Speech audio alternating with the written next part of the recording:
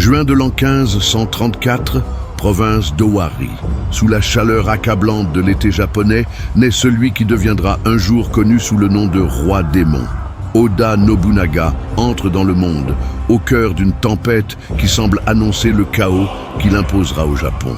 Son père, Oda Nobuhide, est un daimyo ambitieux, mais n'est encore qu'un parmi des centaines de seigneurs de guerre qui divisent l'archipel en morceaux ensanglantés. Le Japon est fragmenté depuis plus d'un siècle. Chaque clan se battant pour des territoires, chaque château devenant une forteresse isolée, chaque famille noble rêvant d'être la seule à régner sous le ciel. Pourtant, Nobunaga n'est pas un enfant ordinaire. À 5 ans, il porte déjà un sabre de bois comme s'il s'agissait d'une extension de son bras. À 7 ans, il interrompt des cérémonies du thé en criant des ordres à des serviteurs imaginaires. À 10 ans, il tue son premier animal non par nécessité mais par curiosité, observant avec attention la vie s'éteindre dans les yeux de la créature, tandis que ses tuteurs reculent, horrifiés. Les anciens du clan murmurent que le garçon est possédé, que des démons habitent son âme agitée. Nobunaga n'accorde aucune importance au ragot. Il a des préoccupations plus importantes en tête. Alors que d'autres jeunes nobles passent des heures à perfectionner leur calligraphie et leur poésie, lui étudie des cartes militaires et interroge des soldats sur les tactiques de combat. Son esprit absorbe chaque détail stratégique comme une éponge sèche absorbe l'eau. Il ne souhaite pas seulement hériter du domaine paternel, il veut l'étendre, le multiplier, le transformer en quelque chose qui n'a jamais existé auparavant. À 16 ans, lorsque Nobuhide meurt soudainement d'une fièvre mystérieuse, le clan Oda sombre dans la confusion. Nobunaga a des frères aînés, des oncles influents, des cousins qui croient avoir des droits légitimes sur le trône familial. Mais le jeune homme n'hésite pas un seul instant. La même nuit où le corps de son père est veillé, il convoque les généraux fidèles et affirme sa position avec une simplicité brutale. Quiconque remettra en question son autorité sera traité comme un ennemi. Quiconque conspirera contre lui sera exécuté sans jugement. Quiconque tentera de diviser le clan sera anéanti, ainsi que toute sa famille. Ceux qui le mettent à l'épreuve en premier sont ses propres frères. Oda Nobuyuki, soutenu par les vétérans conservateurs, organise une rébellion interne en affirmant que Nobunaga est trop jeune et trop instable pour diriger. La réponse de Nobunaga est rapide et définitive. Il n'organise pas de conseil de guerre, ni ne cherche de médiation diplomatique.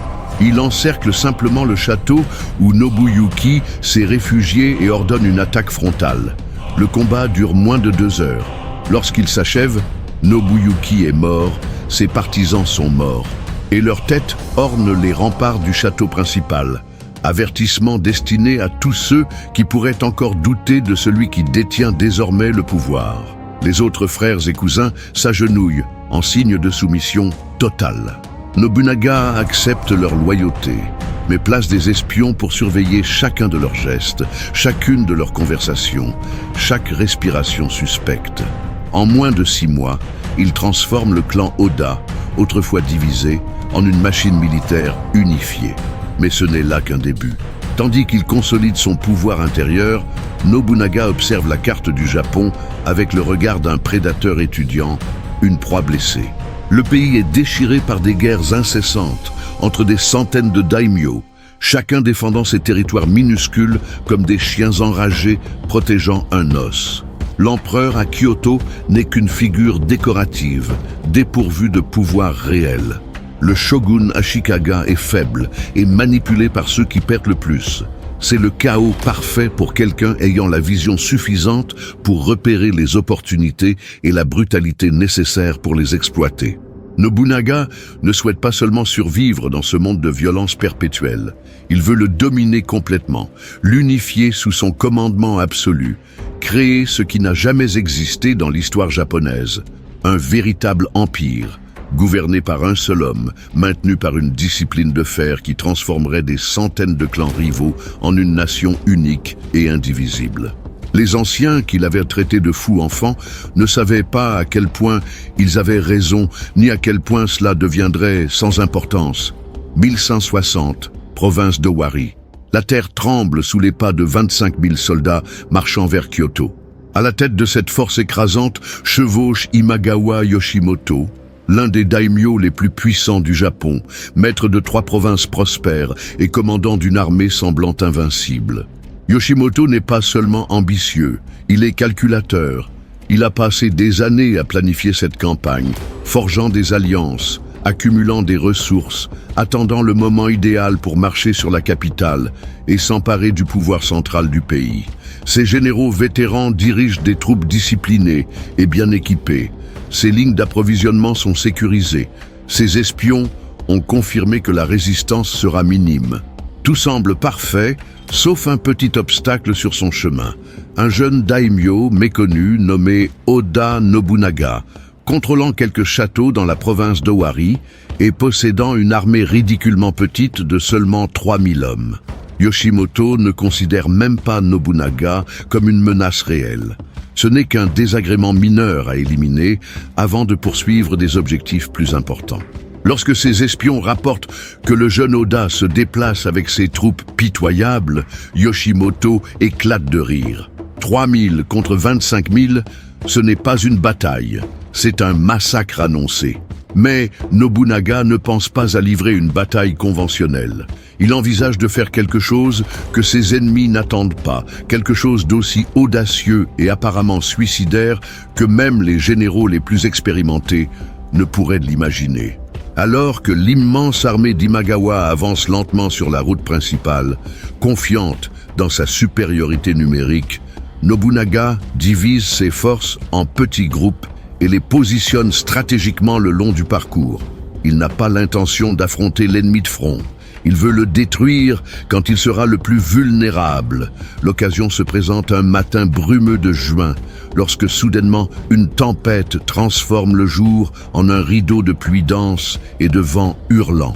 L'armée d'Imagawa, prise au dépourvu par la fureur climatique, se disperse à la recherche d'abris.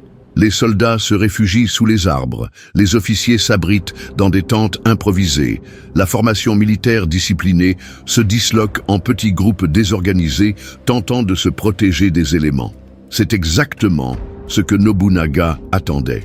Il ne combat pas la tempête, il s'en sert comme allié. Alors que ses ennemis se cachent de la pluie, il attaque à travers elle. Ces soldats, entraînés à combattre dans n'importe quelle condition météorologique, émergent du rideau d'eau comme des fantômes mortels. La première cible est Yoshimoto lui-même, isolé dans un pavillon temporaire avec seulement une garde rapprochée réduite. Nobunaga ne délègue pas cette tâche à ses subordonnés. Il mène lui-même l'assaut, son katana tranchant la confusion comme un éclair de mort. Lorsque Yoshimoto comprend ce qui se passe, il est déjà trop tard. La tête du grand commandant Imagawa roule dans la boue, tandis que ses 25 000 soldats tentent encore de comprendre ce qui a détruit leur leadership. Privés de commandant, de communication et sans aucune idée de la taille réelle de la force attaquante, le puissant armée d'Imagawa sombre dans la panique totale. Les soldats abandonnent leur équipement et fuient dans toutes les directions. Les officiers tentent de réorganiser la défense, mais ne parviennent même pas à localiser leurs propres hommes dans le chaos de la tempête. En quelques heures, ce qui aurait dû être une campagne triomphale se transforme en la plus grande catastrophe militaire de la décennie. Nobunaga n'a pas seulement remporté une bataille impossible, il a complètement anéanti la réputation d'invincibilité de l'un des armées les plus redoutées du Japon. La nouvelle de la victoire à Okehazama se répand dans tout le pays comme un feu dans de l'herbe sèche.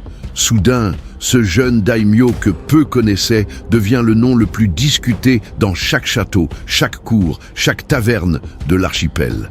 Nobunaga n'est plus seulement un seigneur de guerre parmi tant d'autres luttant pour des territoires locaux.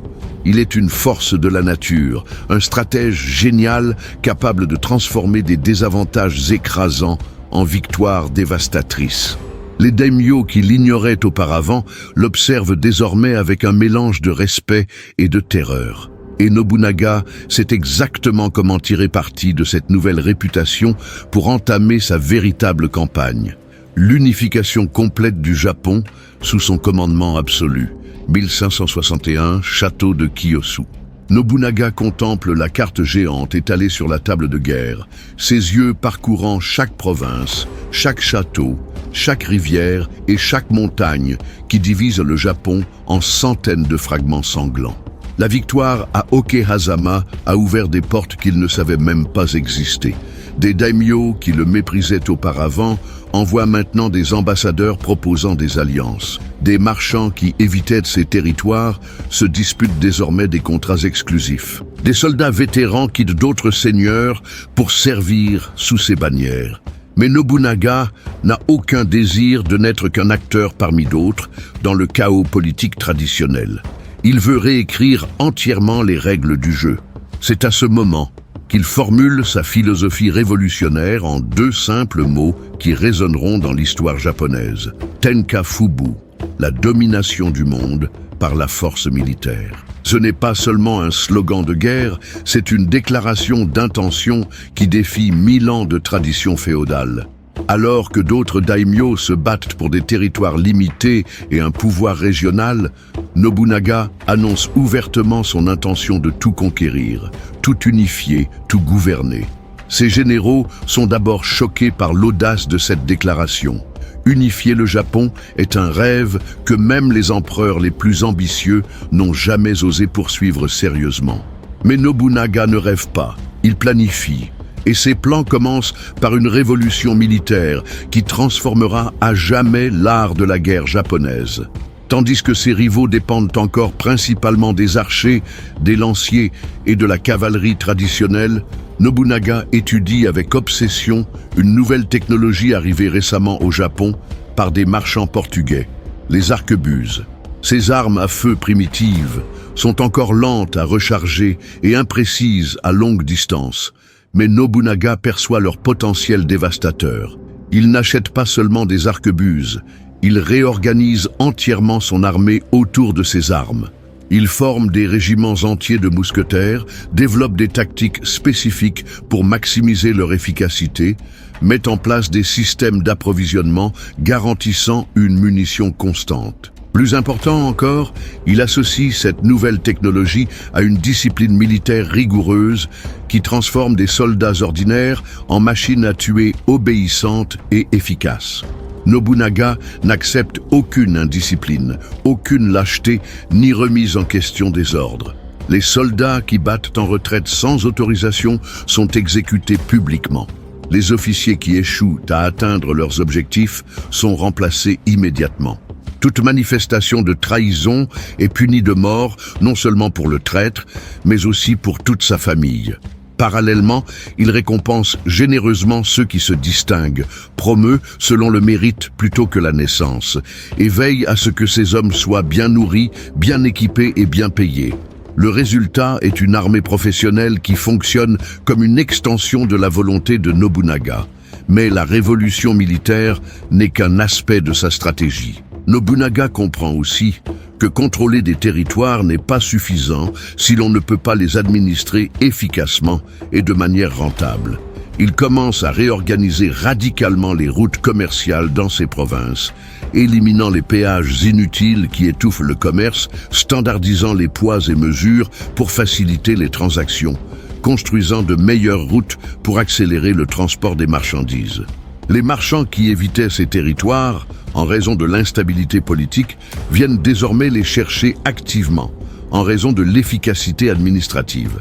La richesse générée par ce commerce en expansion finance de nouvelles expansions militaires, créant un cercle vertueux de croissance économique et de puissance militaire. Nobunaga innove aussi dans l'art de l'intimidation psychologique. Il ne se contente pas de vaincre ses ennemis, il les écrase de manière qui traumatise quiconque songerait à résister. Lorsqu'un château se rend sans combattre, il traite les occupants avec une clémence calculée. Lorsqu'un château résiste, il le détruit complètement et exécute tous les défenseurs de façon spectaculairement brutale, veillant à ce que les récits se répandent et découragent toute résistance future. C'est une combinaison mortelle d'innovation technologique, d'efficacité administrative, de discipline militaire et de terreur psychologique qui permettra à Nobunaga d'entamer sa marche implacable vers le cœur politique du Japon. Le prochain objectif est clair, Kyoto, la capitale impériale, où réside le véritable pouvoir symbolique qui légitimera son ambition d'unifier le pays entier sous une seule autorité. 1571, Mont Hiei. Les flammes montent vers le ciel comme des langues démoniaques léchant les nuages, et l'air est lourd de la fumée âcre du bois brûlé et de quelque chose de bien pire. Nobunaga observe l'enfer qu'il a lui-même créé avec une satisfaction froide et calculée. Le complexe de temples bouddhistes qui a dominé cette montagne sacrée pendant 400 ans est systématiquement réduit en cendres, et avec lui meurt toute illusion qu'il existe une limite à la brutalité de l'homme qui se surnomme lui-même le roi démon. Les moines guerriers du mont Hiei ont commis l'erreur fatale de défier l'autorité de Nobunaga. Pendant des siècles, ils ont fonctionné comme un État dans l'État, entretenant leurs propres armées, prélevant des tribus sur les voyageurs, s'immisçant dans la politique impériale, défiant tout daimyo tentant d'exercer un contrôle sur leur territoire. Ils étaient puissants, organisés, fanatiques et absolument convaincus que leur cause sacrée les rendait invincibles face à toute force séculière. Ils se sont totalement trompés. Lorsque Nobunaga exigea leur soumission totale, ils répondirent par un défi ouvert. Quand il proposa des conditions de reddition, ils les rejetèrent avec mépris. Quand il encercla la montagne avec son armée modernisée, ils se barricadèrent dans leur temple, croyant que les anciens murs de pierre et la protection divine suffiraient à résister. Ce ne fut pas le cas. Nobunaga ne considère pas cette opération comme une campagne militaire conventionnelle. Pour lui, il s'agit d'un exercice d'extermination totale, une démonstration que nul sanctuaire sacré ni tradition vénérée ne peut survivre à un défi direct à son autorité. Il ne veut pas seulement vaincre les moines guerriers, il veut effacer toute mémoire de leur existence. Ses ordres sont explicites et terrifiants. Rien de vivant ne doit subsister sur la montagne. Pas seulement les moines combattants, mais aussi les moines lettrés, les novices, les serviteurs, les femmes travaillant dans les temples, les enfants vivant dans les dépendances. Tout doit être détruit, brûlé, éliminé, sans exception.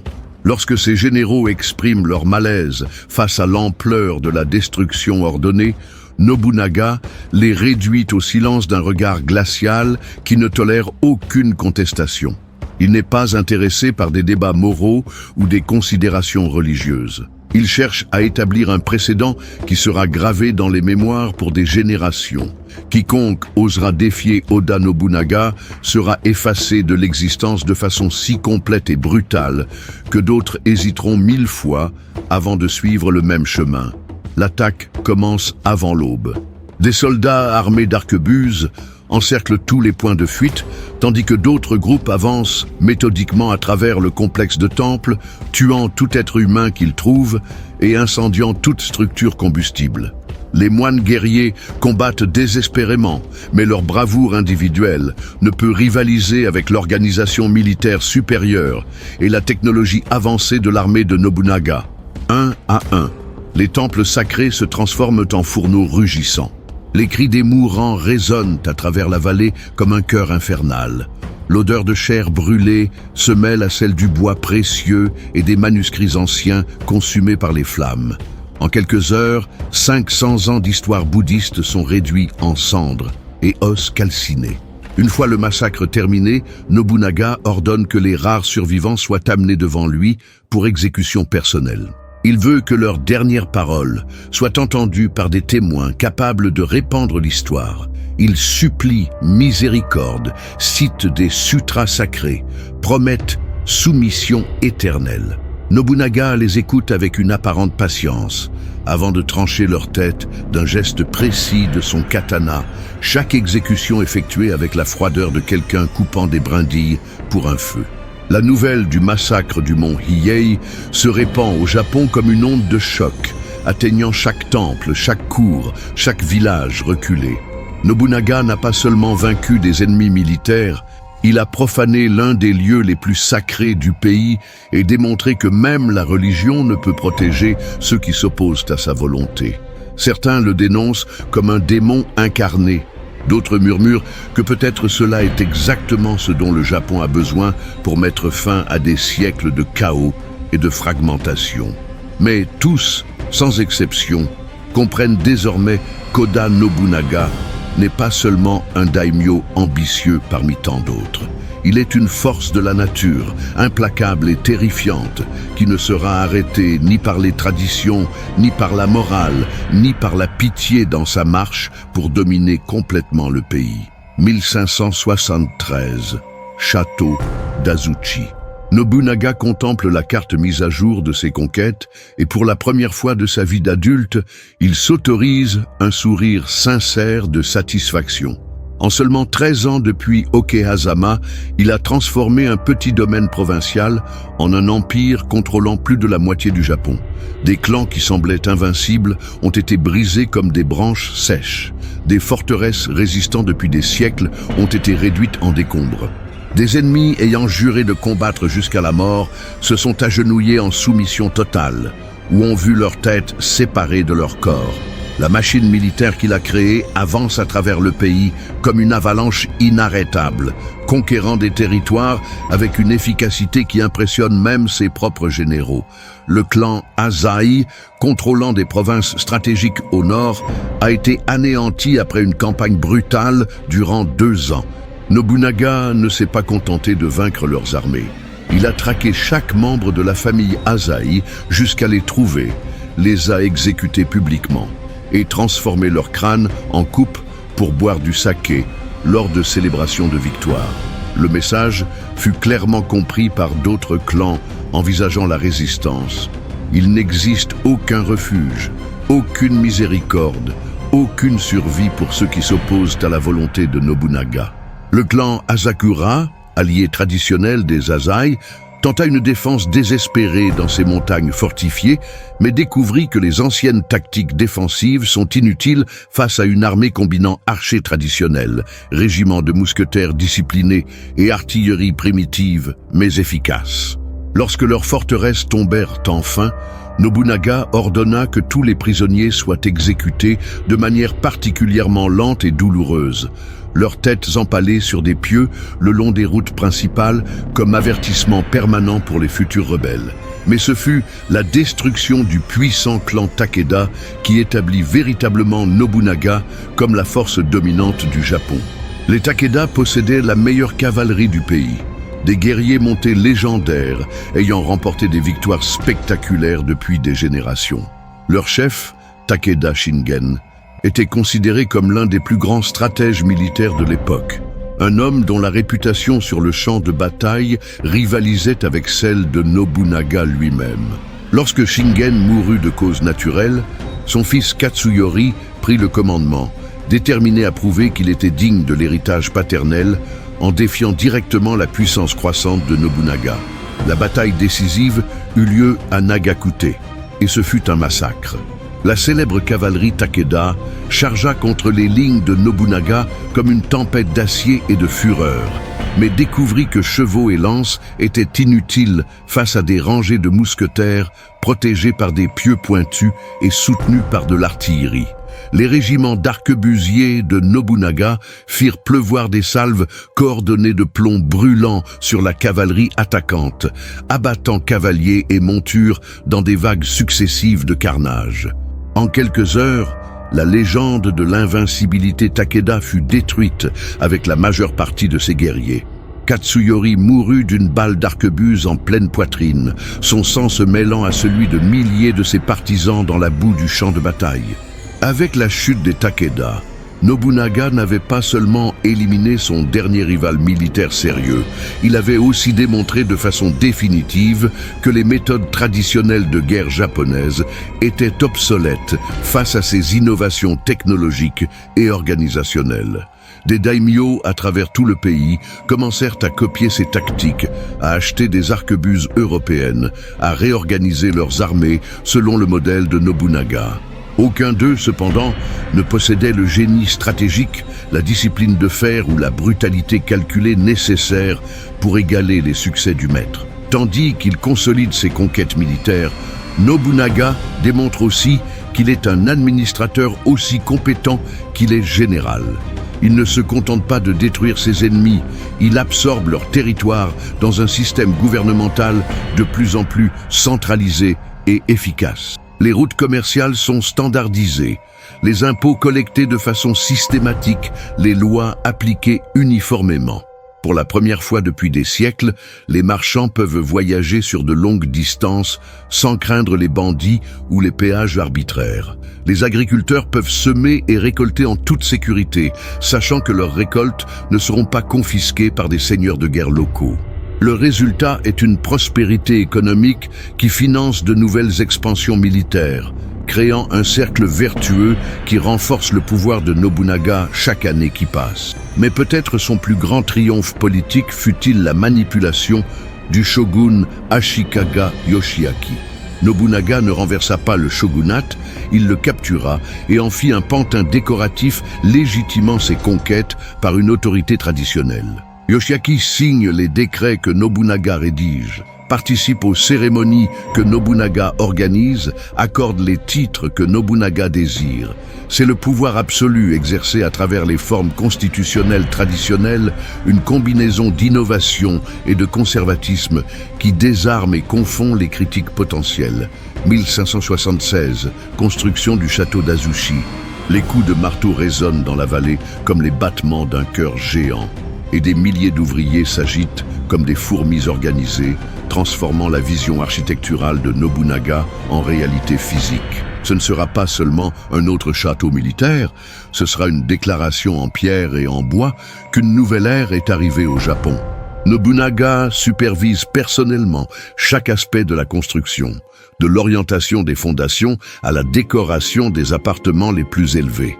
Il veut que chaque visiteur comprenne immédiatement qu'il se trouve face à quelque chose d'absolument inédit dans l'histoire japonaise. Le château d'Azuchi s'élève en 7 étages magnifiques, chaque niveau plus élaboré que le précédent, culminant en une tour principale visible à des kilomètres à la ronde. Les murs extérieurs sont construits selon les techniques défensives les plus avancées disponibles, capables de résister à la fois aux attaques traditionnelles et aux nouveaux canons européens arrivant dans le pays. Mais c'est l'intérieur qui impressionne véritablement les visiteurs. Nobunaga a engagé les meilleurs artisans du Japon et quelques maîtres européens pour créer une œuvre mêlant l'élégance traditionnelle japonaise aux innovations technologiques occidentales. Il y a des salles décorées d'or pur, des jardins intérieurs défiant les lois de l'ingénierie, des systèmes de chauffage et de ventilation rendant le bâtiment confortable en toute saison. Plus important encore, il abrite un arsenal capable d'équiper une armée entière et des entrepôts de ravitaillement pouvant supporter un siège de plusieurs années. Pourtant, ses conquêtes militaires et ses réalisations architecturales commencent à engendrer des problèmes inattendus. Nobunaga est désormais si puissant que d'autres daimyos ne peuvent plus l'ignorer, ni le traiter comme un égal. Il est clairement supérieur en ressources, technologie, organisation et ambition. Cela signifie qu'ils n'ont que 2 choix, se soumettre totalement à son autorité ou conspirer secrètement pour le détruire avant qu'il ne devienne trop puissant pour être arrêté.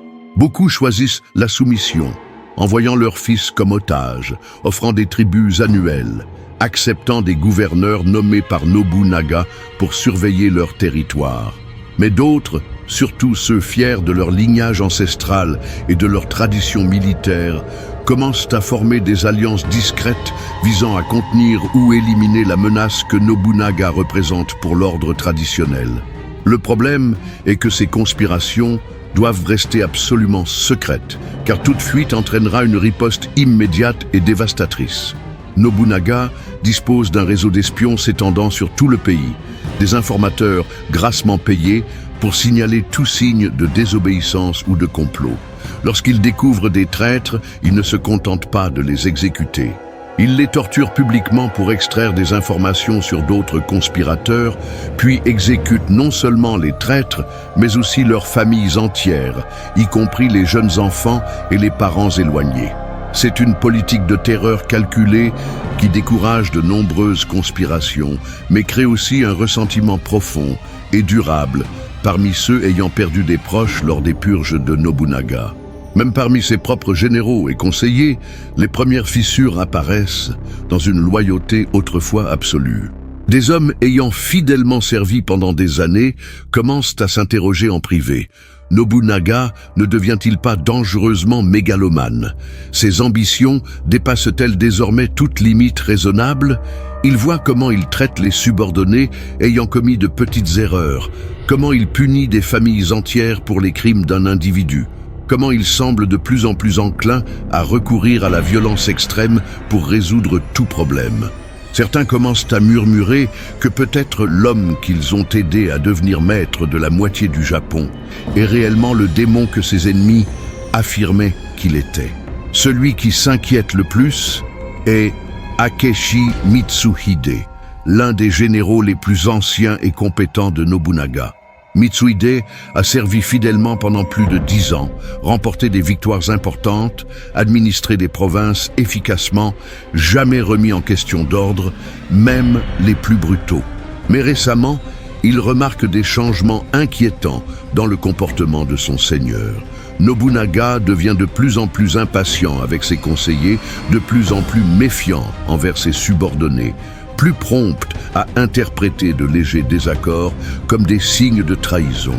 Pendant les réunions du Conseil de guerre, il humilie publiquement des généraux vétérans pour des suggestions qu'il juge inadéquates. Pendant les cérémonies sociales, il insulte délibérément des invités importants pour démontrer son pouvoir. Il se comporte de moins en moins comme un dirigeant politique habile, de plus en plus comme un tyran paranoïaque, voyant des ennemis dans chaque ombre. Mitsuhide tente de rationaliser ses comportements comme le stress naturel d'une responsabilité écrasante de gouverner de vastes territoires. Mais lorsque Nobunaga l'humilie publiquement lors d'une fête importante, le traitant d'incompétent devant d'autres daimyo, quelque chose se brise fondamentalement dans l'esprit du général loyal.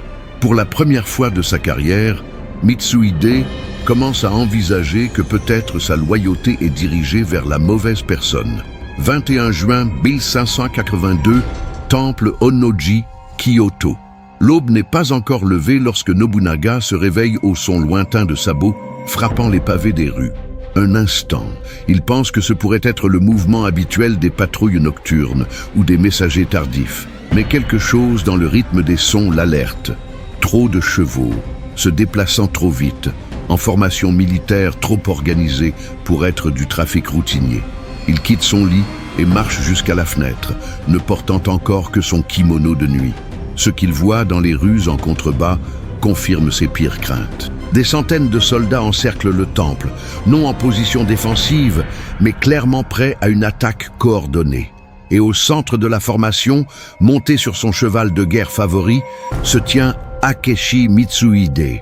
L'homme que Nobunaga avait humilié publiquement des mois plus tôt a enfin trouvé le courage de sa vengeance. Mais ce n'est pas seulement du courage personnel qui motive Mitsuhide en cette aube fatale.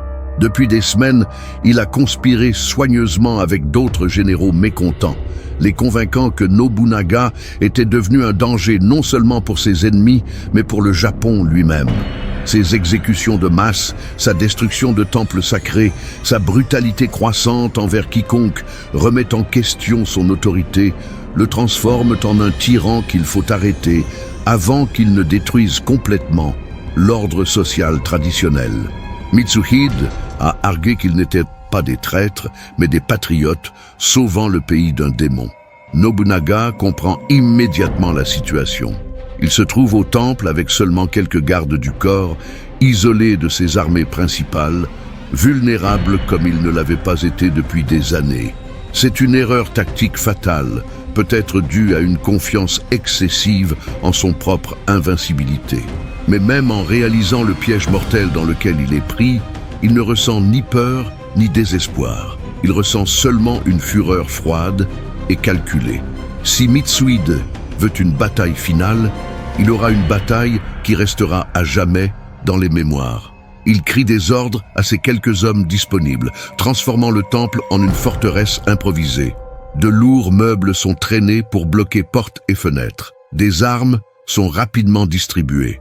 Des positions défensives sont établies dans les couloirs et salles principales. Nobunaga n'a pas l'intention de mourir comme un lapin piégé. Il veut vendre sa vie au prix le plus élevé possible et emmener avec lui autant de traîtres que possible dans la mort. L'attaque commence par une pluie de flèches brisant les fenêtres de papier du temple. Puis des soldats armés de lances et de katanas forcent l'entrée par les portes principales, pour découvrir que chaque couloir est devenu un champ de bataille où les défenseurs connaissent chaque recoin et chaque ombre. Nobunaga combat comme un démon possédé, son katana tranchant les ennemis avec la même précision mortelle qu'il a démontré dans des centaines de batailles précédentes. Mais peu importe combien d'assaillants il tue, d'autres continuent d'arriver. Mitsuhide a amené assez d'hommes pour encercler le temple 10 fois et est clairement déterminé à ne laisser personne s'échapper vivant. Progressivement, les défenseurs sont repoussés vers les pièces intérieures, puis vers les appartements privés, enfin vers le sanctuaire central du temple. Nobunaga est blessé à plusieurs endroits, son kimono taché de son propre sang et de celui de ses ennemis, mais continue de combattre avec une férocité qui terrifie même les assaillants vétérans. Lorsque son dernier garde du corps tombe, une lance transperçant sa poitrine, il se retrouve seul, entouré de dizaines de soldats armés pointés vers lui, mais aucun n'osant s'approcher de l'homme qu'ils savent capable d'en tuer plusieurs avant d'être abattu. C'est à ce moment que Nobunaga prend sa décision finale. Il ne sera pas capturé vivant, ne sera pas exposé comme trophée, ne donnera pas à Mitsuhide la satisfaction de l'exécuter publiquement. S'il doit mourir, il mourra selon ses propres termes, suivant le code samouraï qu'il a lui-même tant de fois bafoué quand cela servait ses intérêts. Il s'agenouille au centre du sanctuaire, retire un petit poignard de sa ceinture et le place contre son propre abdomen. Mais avant de commettre le seppuku, il regarde Mitsuhide droit dans les yeux, à travers la fumée, et prononce ces dernières paroles, d'une voix claire résonnant dans le temple en flammes. Il ne supplie pas de miséricorde, ne profère aucune malédiction. Il affirme simplement que sa mort n'empêchera pas l'unification du Japon. Elle ne fera que retarder l'inévitable. D'autres poursuivront son œuvre, d'autres termineront ce qu'il a commencé. Et le nom d'Oda Nobunaga sera longtemps rappelé après que le nom d'Akechi Mitsuhide sera oublié de l'histoire.